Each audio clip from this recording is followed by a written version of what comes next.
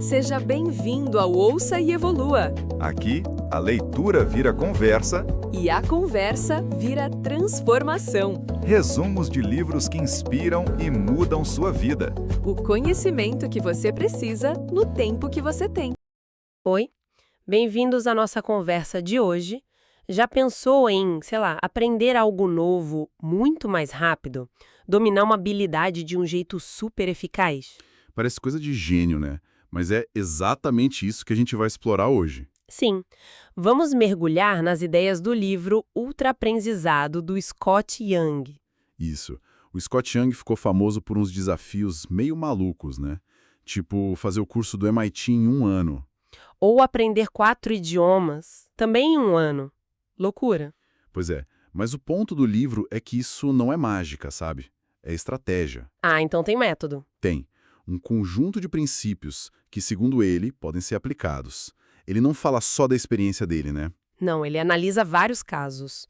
Gente que usou métodos intensos, autodirigidos, para aprender coisas bem complexas e rápido. E a nossa ideia aqui é justamente essa: destrinchar esses princípios, entender como funciona essa abordagem. E que parece cada vez mais necessária, né? Totalmente. A gente vive numa época em que, como diz aquele economista, o Tyler Cowen, average is over.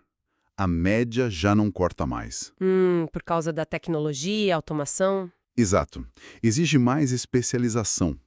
E, ao mesmo tempo, a educação formal, bom, tem seus problemas. Custo alto. E aquele famoso gap, né? Entre o que se aprende na teoria e o que se usa na prática. A tal da transferência. Exatamente, a dificuldade de aplicar o conhecimento. Mas, por outro lado, A tecnologia ajuda também. Cursos online, aplicativos de aprendizado. isso, as ferramentas estão aí, apesar das distrações, claro. Mas as oportunidades para o autoaprendizado são enormes. Ok, então vamos lá. Desvendar essa estratégia. Vamos passar pelos 9 princípios que o Scott Young apresenta. Combinado. O primeiro de todos é a meta-aprendizagem. Meta-aprendizagem. O que seria isso? Aprender sobre o aprendizado.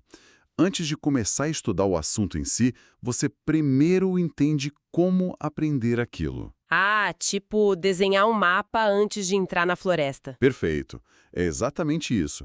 Dedicar um tempo para pesquisar os melhores métodos, os recursos, a estrutura do conhecimento. Um planejamento estratégico para o estudo, então. Isso.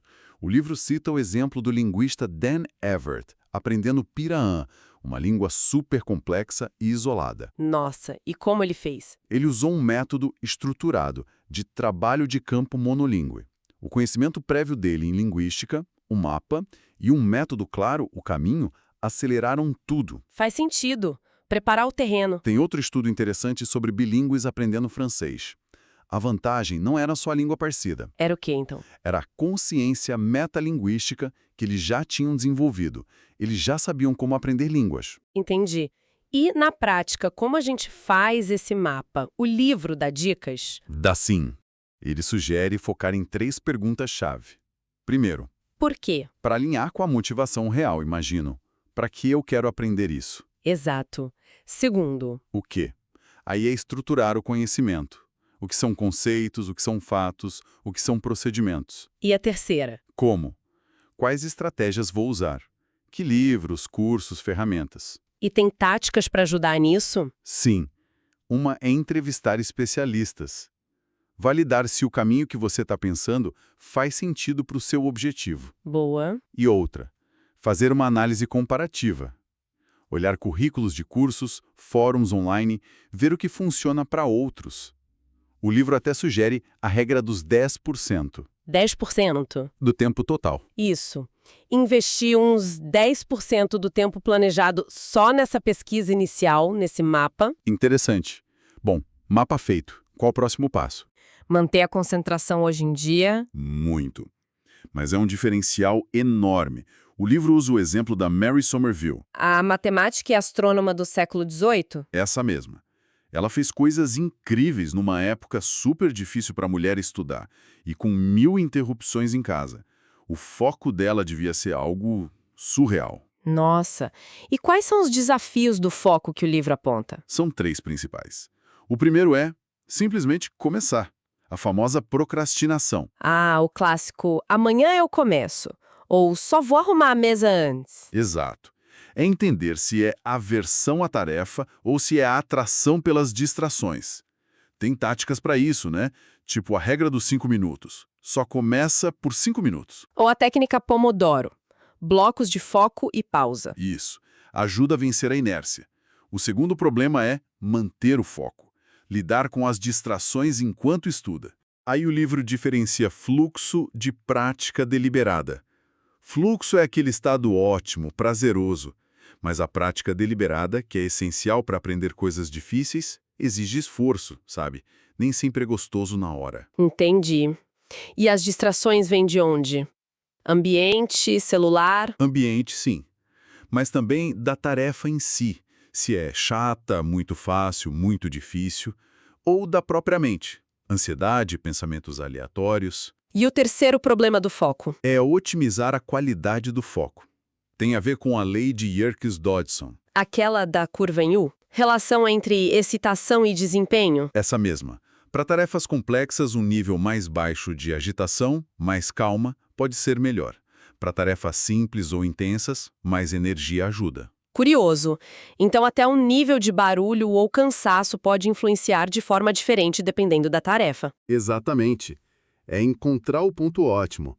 Isso tudo nos leva ao terceiro princípio que eu acho fascinante: a prática direta. Siga sempre em frente, gostei do nome. O que significa? Significa aprender fazendo exatamente aquilo que você quer ser bom em fazer, e no contexto mais real possível. Ah, tipo, se quer aprender a programar, programe um projeto real, não só faça exercícios isolados. Exatamente. O livro conta a história do Václav Jaisval, um arquiteto. O que aconteceu com ele? Ele se formou, mas não achava emprego. O portfólio dele era muito acadêmico, teórico. As empresas queriam ver projetos práticos, feitos no software Revit com detalhes construtivos. E ele não tinha isso. Não. Então ele foi trabalhar numa gráfica que imprimia plantas de arquitetura, aprendeu Revit à noite com um tutorial e refez o portfólio focado nisso. Aí sim, conseguiu o emprego. Nossa, que virada. Ele foi direto ao ponto do que o mercado precisava. Isso. Ele atacou diretamente o problema da transferência de conhecimento, que é gigante, né?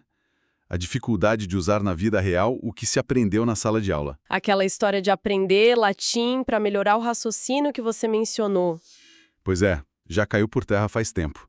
A prática direta meio que corta caminho. Minimiza essa necessidade de transferir o conhecimento de um contexto para o outro. Mas e se não dá para praticar direto assim, tipo, aprender cirurgia? Não dá para sair operando, né? Claro. Aí entram as táticas. Uma é a aprendizagem baseada em projetos, que você mencionou. Outra é a imersão, morar num país para aprender a língua. E para coisas como cirurgia. O método do simulador de voo. Criar simulações o mais fiéis possível, não só na aparência, mas nas características cognitivas da tarefa. O que você tem que pensar, decidir. Entendi. E tem até uma abordagem exagerada, né? Sim, se colocar em situações ainda mais difíceis que o normal. Tipo, treinar falar em público se apresentando em escolas, que é um público mais imprevisível. Garante que você cobre a habilidade necessária. Poderoso isso de aprender fazendo. Mas às vezes a gente trava num detalhe, né? Num ponto específico. Sim, e aí entra o quarto princípio. Repetição. Atacar-se o ponto fraco. O exemplo do Benjamin Franklin aqui é ótimo, né? Para melhorar a escrita. Fantástico! Ele não só escrevia mais, ele criava exercícios específicos para treinar as fraquezas dele. Tipo, reconstruir artigos de memória, transformar a prosa em verso para vocabulário, embaralhar as notas para focar na estrutura. Exato, uma prática super direcionada.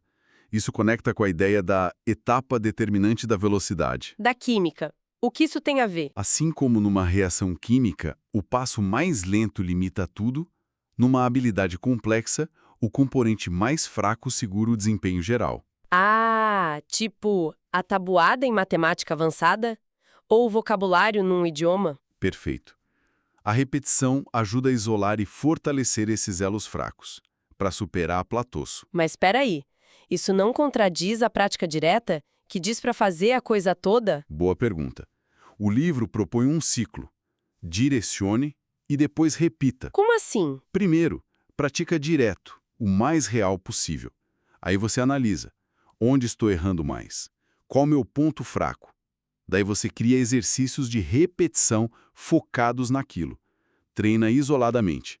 E depois, Volta para a prática direta, integrando aquilo que melhorou. exatamente, é um ciclo. Não é um ou outro, é um E. Entendi. É um ajuste fino constante. E tem táticas para essa repetição focada? Várias. Recorte de tempo. Isolar um momento crucial, tipo o saque no tênis. Componentes cognitivos. Focar só na gramática ou só na pronúncia. Imitação. Copiar um mestre focando em um aspecto. Cadeia de pré-requisitos. Identificar e tapar buracos nos fundamentos. Bastante coisa para experimentar. Seguindo o quinto princípio, recuperação. Testar para aprender. Essa é contraintuitiva. Totalmente. A gente pensa em teste como avaliação, né? Prova. Mas a pesquisa mostra que o ato de tentar lembrar algo, de puxar da memória, A recuperação ativa isso é uma das formas mais potentes de criar e fortalecer a memória. Muito mais que só reler. mais que reler ou fazer mapa conceitual. Significativamente mais. Tem um estudo famoso do Jeffrey Karpik. Um grupo só releu, outro fez mapas, outro praticou recuperação livre, tentar lembrar sem olhar. Quem se saiu melhor? O grupo da recuperação. Disparado, tipo 50% melhor. E o mais doido, eles achavam que tinham ido pior. Nossa, é a tal ilusão de fluência, né? A gente relê, acha que tá sabendo, mas só o esforço de lembrar consolida. Exato, é a dificuldade desejável. O esforço de recuperar, mesmo sendo difícil, é o que faz do aprendizado grudar. E tem até um efeito de se testar antes de saber. Tem o efeito futuro do teste. Se testar sobre um assunto antes mesmo de estudá-lo, pode preparar o cérebro para absorver melhor a informação depois. Que louco!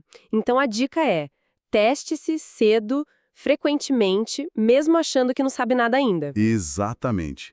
A dificuldade ao tentar lembrar é um sinal de que o cérebro está trabalhando para aprender. Faz muito sentido.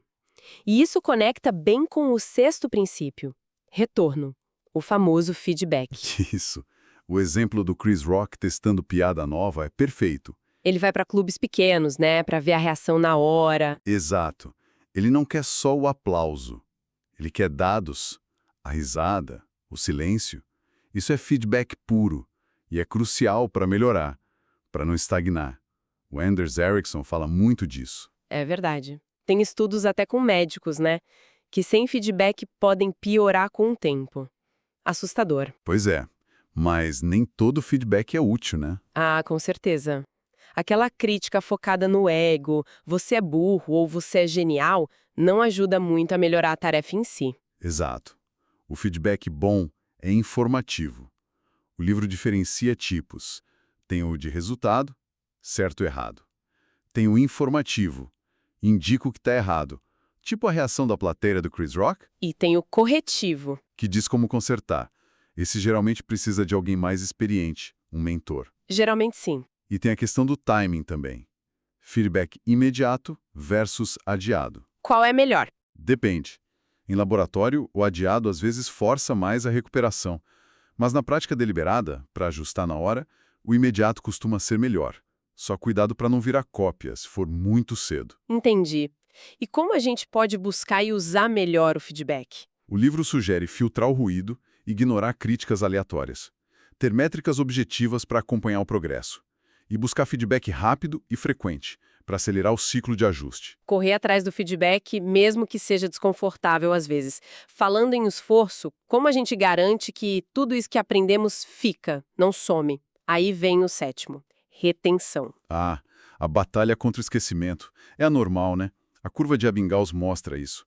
A gente esquece rápido se não fizer nada. E o livro traz aquele caso extremo do Nigel Richards, né? O campeão de Scrabble em francês sem falar francês. Esse cara é um fenômeno. Memorizou quase 400 mil palavras em francês em semanas. Mostra que é possível lutar contra o esquecimento. E como? Quais as armas? O livro foca em 4 mecanismos principais. O primeiro é o espaçamento. Revisar em intervalos crescentes. Tipo usar o Anki. Isso. Softwares de repetição espaçada, SRS como o Anki, são ótimos para isso. Mas pode ser mais simples, revisar listas mentalmente e praticar regularmente com alguém como o Scott Young fazia com o Idiomas no Skype. Ok, espaçamento. Qual o segundo? Procedimentalização é transformar o saber que, conhecimento declarativo, fatos, em saber como, conhecimento procedural, habilidade automática. Ah, tipo andar de bicicleta ou digitar, que a gente faz sem pensar. Exatamente. Habilidades procedurais são muito mais resistentes ao esquecimento. Por isso é tão importante automatizar os fundamentos de qualquer área. Faz sentido. Terceiro mecanismo. Superaprendizado. Ir além do ponto de acertar pela primeira vez. Praticar mais, mesmo depois de já saber. Para realmente consolidar. Isso. Seja focando mais nos básicos, seja usando as habilidades em contextos mais difíceis. E o quarto? Os mnemônicos. São aquelas técnicas para criar ganchos na memória. Palácio da memória, método da palavra-chave para idiomas. Úteis para coisas mais arbitrárias, tipo listas, vocabulário. Exatamente. São truques de memória. Uau! Quanta estratégia para não deixar o conhecimento escapar. O oitavo princípio vai ainda mais fundo. Intuição. Construir aquela compreensão profunda. E o exemplo mestre aqui é Richard Feynman, o físico. O mágico, que resolvia problemas de um jeito que ninguém entendia. Mesmo, mas o livro desmistifica essa mágica. Não era poder sobrenatural. Vinha de um entendimento muito, muito profundo dos princípios e de um banco de padrões enorme que ele tinha na cabeça. Então, a intuição do especialista vem de reconhecer padrões profundos, não só o superficial. Exato. Estudos com físicos e jogadores de xadrez mostram isso. Experts veem a estrutura por trás, enquanto novatos ficam nos detalhes aparentes. Feynman cultivava isso ativamente. E como? O livro fala das regras dele. Sim. Regra 1. Não se engane. Vá fundo. Questione o próprio entendimento. Não aceite explicações fáceis. Use o timer de esforço. Se force a pensar mais. Difícil, mas necessário. Regra 2. Prove para entender. Não só acompanhe a demonstração, tente recriar o resultado você mesma. Lute com o problema. Isso combate a ilusão de profundidade explicativa. Aquela sensação de que a gente entende como uma bicicleta funciona, mas se pedirem para desenhar de memória, trava. Essa mesma. Regra 3. Busque exemplos concretos sempre, para tangibilizar as abstrações. E regra 4. Não confunda o nome com o conceito. Foco no entendimento real, não no jargão. E cuidado com o Dunning-Kruger. Aquele efeito de quem sabe pouco achar que sabe muito. Esse mesmo. A técnica Feynman é uma aplicação prática disso tudo. Explicar o conceito com palavras simples, como se fosse para uma criança, identificar onde travou, voltar ao material, simplificar. Brilhante. É uma ferramenta poderosa para construir essa intuição. E aí chegamos ao nono e último princípio. Experimentação. Sair da zona de conforto e o exemplo aqui é o Van Gogh. Inspirador demais, né? Ele começou tarde, tinha muita dificuldade com o básico do desenho, mas ele não desistiu, ele experimentou. De forma agressiva, né? Métodos, materiais, estilos, copiou mestres, depois rompeu, testou cores vibrantes. Exatamente. Foi essa experimentação incessante que o levou da dificuldade à maestria. A experimentação é crucial para superar platôs, para personalizar o aprendizado, porque no nível avançado não tem mais um caminho único. E até para desaprender o que não serve mais. Tem a ver com a mentalidade de crescimento. Acreditar que pode melhorar. Tem tudo a ver. A experimentação é a ação por trás dessa mentalidade. Não basta acreditar, tem que testar, variar, explorar. E dá para experimentar em níveis diferentes. Recursos, técnicas, estilos. Sim, e o livro dá táticas. Copie, depois crie, aprenda com os mestres antes de inovar, compare métodos lado a lado, teste abordagens diferentes para o mesmo problema, introduza novas restrições, se force a sair do automático, limitando ferramentas ou tempo. Interessante essa das restrições. E tem mais. Combine habilidades, crie algo novo na intersecção de áreas diferentes. E explore os extremos. Leve uma técnica ao limite para entender todo o seu potencial. Ufa! Cobrimos os 9 princípios. Foi uma jornada em tanto. Com certeza. E o livro ainda dá um passo a passo para montar o próprio projeto de ultraaprendizado. É verdade.